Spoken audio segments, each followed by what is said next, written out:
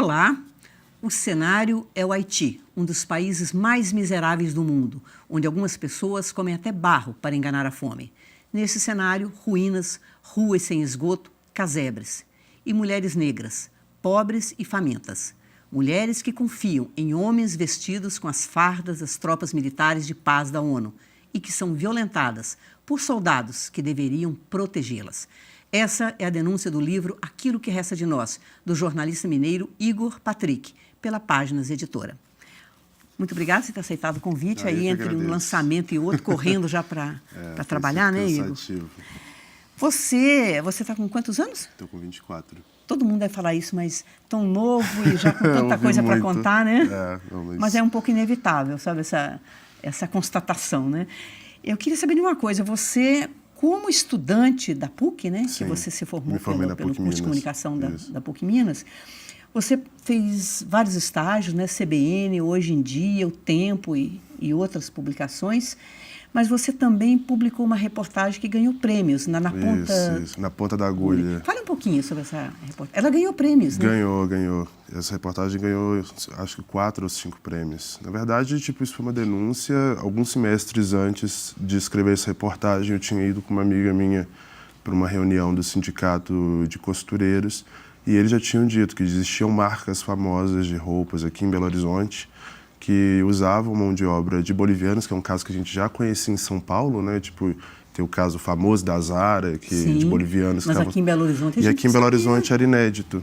Daí a gente disse, vamos tentar investigar isso. E eu já estava, tipo, meio que perseguindo a história pouquinho a pouquinho, por conta própria mesmo. Daí foi quando o professor, na época, né, o João Carlos Firpe Pena, ele deu esse trabalho de fazer uma grande reportagem no semestre.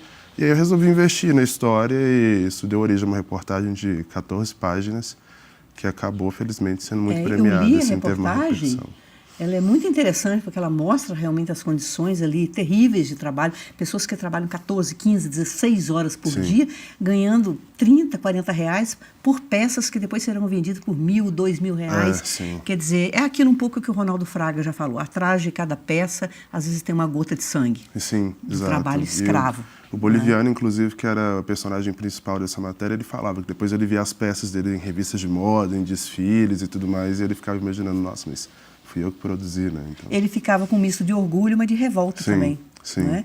E, ao mesmo tempo, achei interessante você ter abordado a contradição, porque ele também trouxe outros conterrâneos para trabalhar com ele nas mesmas condições. Sim, de explorado ele acaba se tornando capataz, que eu acho que é a grande controvérsia da história dele, né? Porque... essas lojas que contrataram esse serviço, elas só chegaram a receber uma advertência, não foram autuadas, não foram multadas. E ele, para dar conta da produção que ele estava recebendo, né, dos pedidos e tal, ele trouxe mais conterrâneos bolivianos. Foi quando a Polícia Federal fez uma batida na casa dele em Ribeirão das Neves. E ele também foi atuado por trabalho escravo. Então... E por falar em trabalho escravo, a gente está vivendo um período que o governo está tentando mudar, né, as regras para definir e proibir o que seja trabalho escravo. Sim. E eu vi uma declaração muito interessante do Jânio de Freitas, quando ele fala assim, a decisão de tornar mais difíceis a caracterização e a punição do trabalho escravo, análogo à escravidão, origina-se num desprezo sórdido pelo sofrimento alheio, pela própria desgraça humana. E ele faz uma crítica direta ao presidente Temer, que fez essa mudança, aceitou essa mudança, para conseguir os votos da bancada ruralista para barrar a investigação das ações onde ele está sendo julgado. Quer dizer, a política tem hora que é um mundo realmente muito difícil, né, Igor? Sim. Já tem uns 2 meses, mais ou menos, eu já entrevistava a Marina Silva, fiz uma entrevista com ela longa, e uma frase que me chamou muita atenção dela, assim, é que o governo Temer usava o meio ambiente, as questões relativas à sustentabilidade, como moeda de troca política. Porque a bancada, que a gente chama bancada BBB, né? Que é a bancada da bala, a bancada do boi e a bancada da Bíblia. Isso. Eles têm uma frente muito unida, né? E principalmente esse pessoal do agronegócio, assim, que já São vem... 200 votos. 200 votos é uma coisa expressiva, né? E para mim, que trabalhou em cima disso, fez essa reportagem me consumiu 8 meses.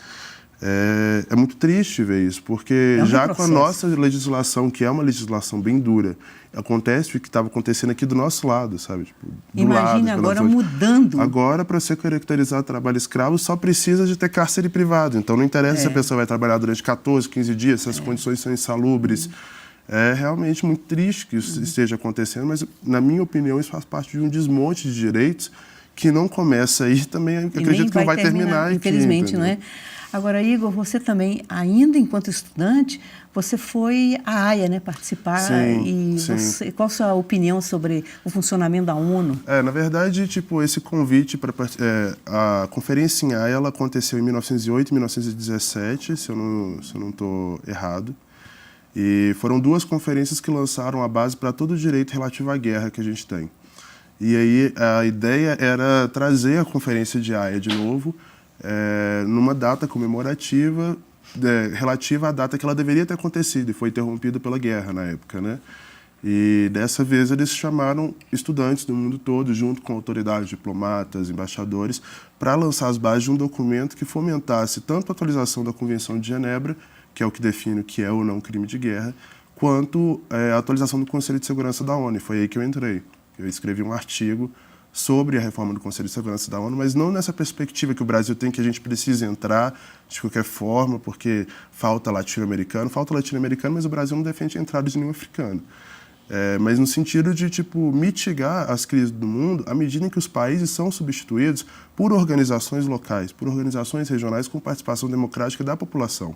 Porque, infelizmente, a questão de política externa, né, de relações exteriores, não tem muita participação da gente. Aqui no Brasil, principalmente, a gente não tem muito conhecimento do que acontece.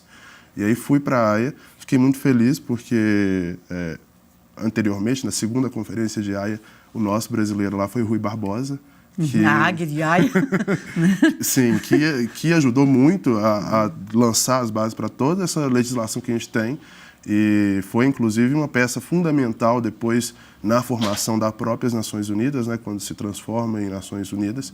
Então, foi muito relevante até também para poder conhecer como os outros países entendem a ONU também. Mas você também é muito crítico, né, em relação ao funcionamento da ONU. Só porque eu acho que tipo, a ONU, hoje em dia, ela é um clubinho de engravatados que está mais preocupado em defender o poder de seus países e o grau de, né, que a gente chama de soft power, né, de influência no resto do mundo, do que de evitar crises realmente. A ONU é diretamente responsável pela guerra na Coreia e a separação da Coreia, que a gente está vendo o que está dando aí nos últimos tempos, com essa ameaça nuclear e tudo mais. A ONU é responsável pelo genocídio em Ruanda, é conivente atualmente com o que está acontecendo na Somália, no Sudão do Sul e no Iêmen, e a gente percebe que ela só age quando é de interesse daqueles 5 países ali do clubinho do Conselho de Segurança, que tem não só a cadeira permanente, mas um poder de veto, que é Rússia, Estados Unidos, França, China e França. Então, nada sai sem autorização deles. E se nada sai sem autorização deles, tipo, as demandas dos países que não estão representados ali, no caso latino-americanos e os africanos, sobretudo, ela fica delegada a segundo plano. Então, é muito complicado a gente analisar a ONU desse ponto de vista, porque realmente não existe muito interesse em agir em muitos casos. E fizemos tanto esforço para conseguir uma cadeira no Conselho de Segurança da ONU, não é? Mas é aí que tá, sabe? Tipo, eu acho que o caminho não é por aí. Tipo, a gente não deveria brigar tanto para conseguir uma cadeira no Conselho de Segurança da ONU, se for para manter a mesma estrutura que está lá, se for simplesmente para participar de um clube de imperialistas que manda no mundo.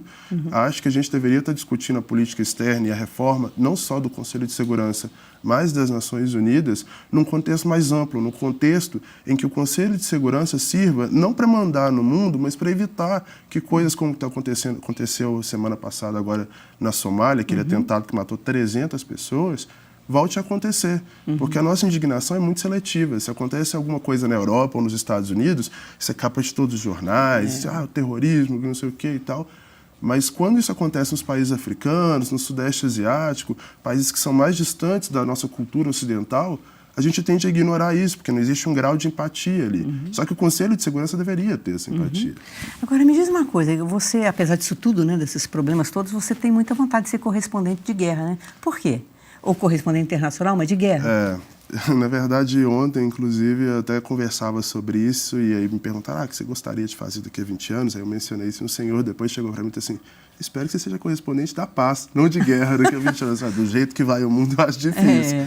Mas eu acho que, tipo, é uma profissão muito nobre, porque é um lugar em que poucas pessoas estão dispostas a estar.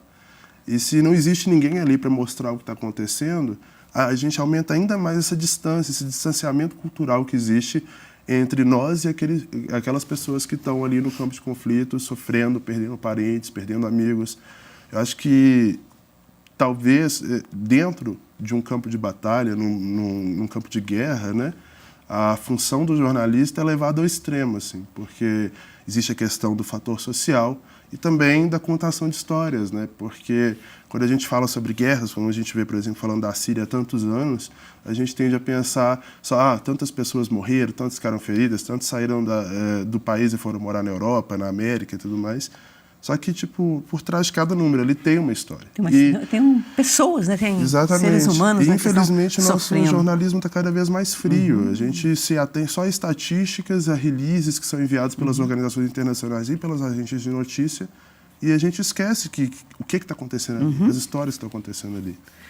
Igor, vamos fazer um pequeno intervalo, então, e nós voltamos daqui a pouco já com um pouco da história do Haiti. Até já.